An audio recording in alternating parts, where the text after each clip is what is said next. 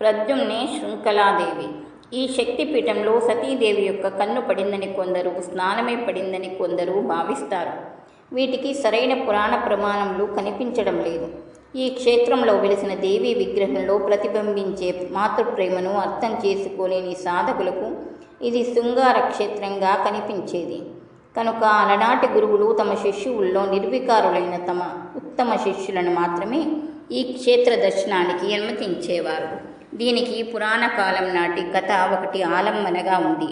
త్రేతాయుగంలో దశరథుని దత్తపుత్రిక అయిన శాంతను వివాహం చేసుకున్న ఋషశృంగ మహర్షి సతీ సమేతుడై ఈ దేవిని చాలా కాలం ఉపాసించాడు.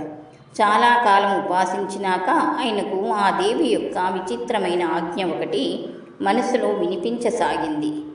ఆ ఆజ్ఞకు బద్ధుడై ఋషశృంగ మహర్షి అక్కడ నుంచి దక్షిణ పశ్చిమంగా బయలుదేరి శృంగగిరి మహాక్షేత్రానికి వచ్చాడు. వచ్చేటప్పుడు శృంఖలాదేవి యొక్క దివ్యశక్తిని పూర్తిగా తనలో నింపుకొని వచ్చేశాడు. అలా వచ్చిన మహర్షి శృంగగిరి శిఖరంపై దీర్ఘకాలం తపస్సు చేసి ఆత్మనిమగ్నుడయ్యాడు.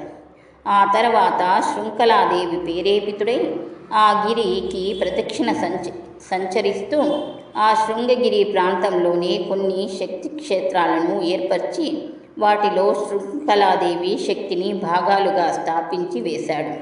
శృంగ మహర్షి స్థాపించిన దేవతలు కనుక స్థానికులు ఆ దేవతలను శృంగాల దేవతలుగా పిలిచారు.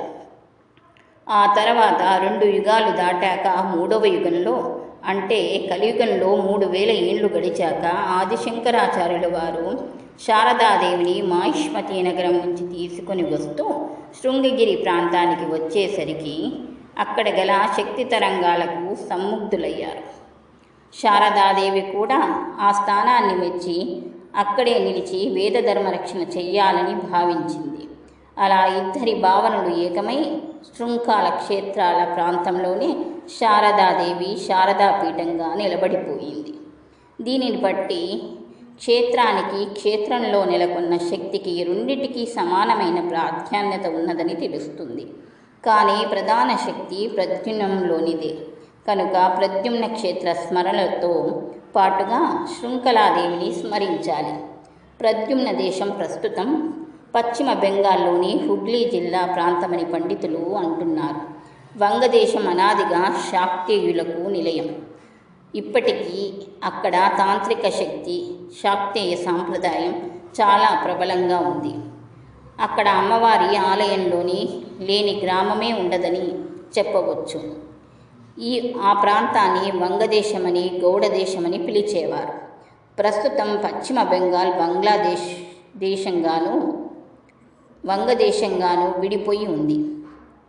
ఈ 2 ప్రాంతాలను శృంఖలాదేవి అనే క్షేత్రం ప్రస్తుతం ఎక్కడా కనిపించడం లేదు. శ్రీ శృంఖలాదేవి బెంగాల్ రాష్ట్రంలోని ప్రద్యుమ్నంలో వేంచేసి ఉన్న అమ్మవారు శక్తిపీఠమై అలరారుచున్నారు. వీరినే సింహాలాదేవి అని కూడా ఆరాధిస్తారు. గుజరాత్ రాష్ట్రంలోని జన్గఢ్ సమీపంలోనున్న అంబాజీ అమ్మవారిని కూడా శృంఖలాదేవి శక్తిపీఠమని కూడా వ్యవహరిస్తున్నారు.